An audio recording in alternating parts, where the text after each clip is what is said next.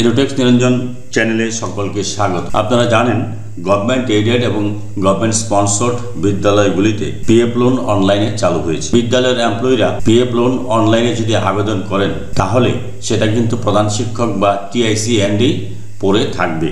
যদি না প্রধান শিক্ষক বা টিআইসি ওয়ার্কফ্লো ম্যানেজমেন্টের মাধ্যমে নিজেকে স্যাংশন অ্যাডমিন হিসেবে ক্রিয়েট না করেন। আজকে এই ভিডিওর আলোচ্য বিষয় প্রধান শিক্ষক বা টিআইসিরা কিভাবে ওয়ার্কফ্লো ম্যানেজমেন্টের মাধ্যমে নিজেকে স্যাংশন অ্যাডমিনের রোলটা ক্রিয়েট করবেন সেই নিয়ে। এটা কিছুই না, একদম ইজি প্রসেস।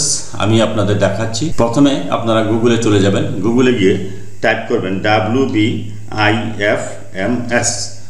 WBIFMS টাইপ করার পর দেখুন এখানে একটা WBIFMS পোর্টাল চলে আসবে। এই অপশনটাতে আমি ক্লিক করব। এই অপশনটাতে ক্লিক করার পর এখানে দেখুন wbifms.gov.in পোর্টাল WBIFMS, এই অপশনটাতে আমি ক্লিক করব। এখানে দেখুন অনেকগুলো অপশন চলে এসেছে। তো এর মধ্যে থেকে দেখুন এখানে রয়েছে ESE এমপ্লয়ি, অর্থাৎ যারা যে সমস্ত এমপ্লয়িরা নিজেরা আবেদন করবেন লোনের জন্য।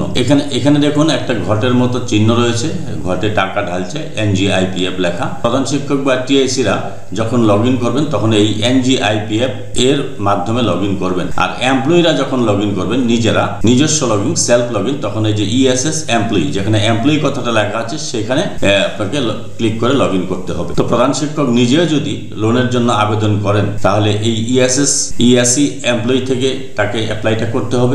তারপর NGIPF এখানে লগ ইন করে তাকে কিন্তু সেটা অ্যাপ্রুভ করতে হবে। ঘটের মতো যে চিহ্নটা রয়েছে এই ঘটে সবাই দেখুন এখানে ঘটে টাকা ঢালছে বা কয়েন ঢালছে। এই ঘটে টাকা সবাই ঢালতে পারে, সবাই টাকা রাখতে পারেন একটা বিদ্যালয়ের এমপ্লয়িরা, কিন্তু এই ঘর থেকে টাকা তুলতে হলে ইন্ডিভিজুয়ালি অ্যাপ্লাই করতে হবে এবং এই ঘর থেকে টাকা স্যাংশন করার দায়িত্ব, অর্থাৎ ঘট ভাঙার দায়িত্ব প্রধান শিক্ষক বা টিআইসি। তো আমি স্কুল লগ ইনে ঢুকবো, এখানে NGIPF এ ক্লিক করব। স্কুল লগ ইন বা প্রধান শিক্ষক বা টিআইসি লগ ইন থেকে এটা আমি দেখানোর চেষ্টা করছি কিভাবে ওয়ার্কফ্লো ম্যানেজমেন্ট করবে।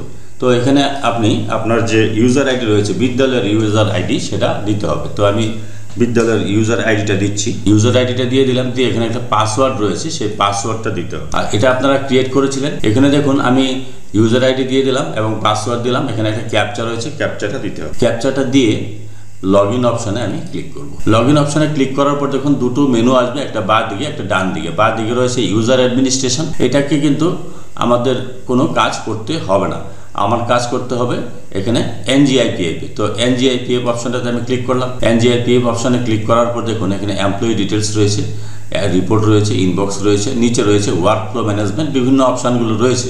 তো আমি এখানে দেখাবো ওয়ার্কফ্লো ম্যানেজমেন্ট যে অপশানটা, ফেসিলিটি টু ম্যানেজ ওয়ার্কফ্লো, এই অপশানটাতে আমি ক্লিক করব। ক্লিক করার পর দেখুন এখানে একটা পেজ ওপেন হয়ে যাবে। দেখুন এখানে অফিস রয়েছে, অফিসটা একটাই অপশান রয়েছে এখানে, ওন অফিস, নিজের অফিস। এই ওন অফিস সিলেক্ট করব।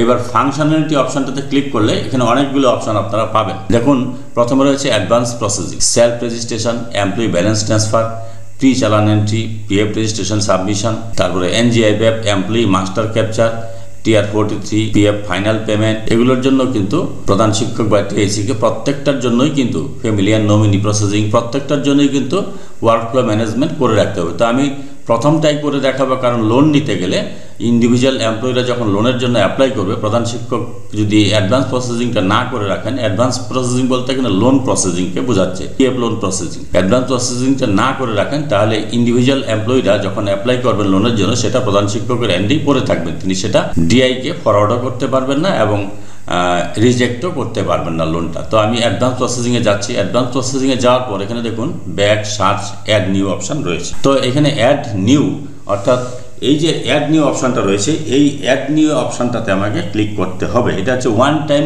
করতে হবে। যদি টিআইসি বা প্রধান শিক্ষক চেঞ্জ না হয়ে থাকে তাহলে প্রধান শিক্ষক বা টিআইসিকে একবারের জন্যই এটা করতে হবে। এই জন্য অ্যাড নিউ, নতুন করে তাকে স্যাংশন অ্যাডমিন হিসেবে আমি ক্রিয়েট করব। অ্যাড নিউ অপশানে ক্লিক করলাম। অ্যাড নিউ অপশানে ক্লিক করার পর প্লিজ ওয়েট লোডিং এরকম যখন আসবে তার মানে পোর্টাল ঠিকঠাক কাজ করছে। এখানে দেখুন অফিস, ওন অফিস, অ্যাডভান্স প্রসেসিংয়ের জন্য এখানে সব ডিটেলস অটো ফিল আপ থাকবে। তো ওগুলো আমাকে কিচ্ছু করতে হবে না, স্কুলের নামটা ইত্যাদি থাকবে। এখানে ইউজার ইনফ্লো রোল রয়েছে, রোল অপশানে ক্লিক করলে দেখুন নিচে রয়েছে স্যাংশন অ্যাডমিন, দুটো অপশান রয়েছে, স্যাংশন অ্যাডমিন, স্যাংশন রিকমেন্ডার। তো আমি স্যাংশন অ্যাডমিনটা সিলেক্ট করব। তারপরে ইউজার দেখুন এখানে নামটা অটোমেটিক চলে এসেছে, স্কুলের প্রধান শিক্ষক বা টিএসি নামটা চলে আসবে।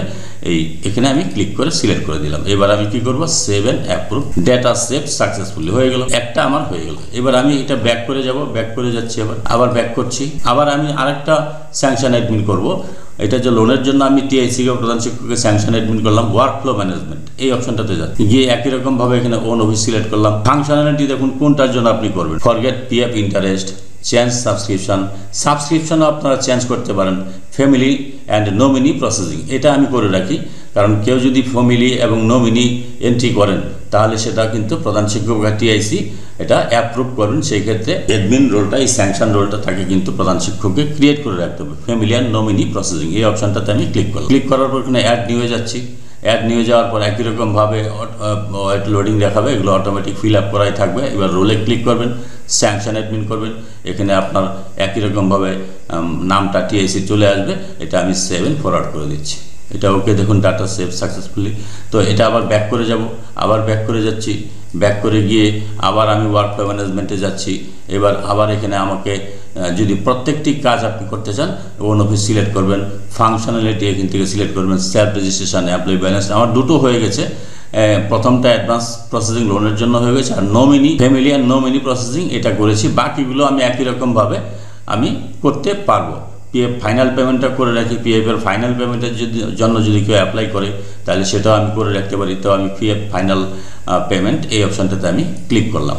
ক্লিক করার পর এখানে অ্যাড নিউ অপশন করলাম। পিএফ ফাইনাল পেমেন্ট মানে কেউ রিটায়ারমেন্ট হলে যখন টোটালটাই উইথড্র করবে সেটা হচ্ছে পিএফ ফাইনাল পেমেন্ট।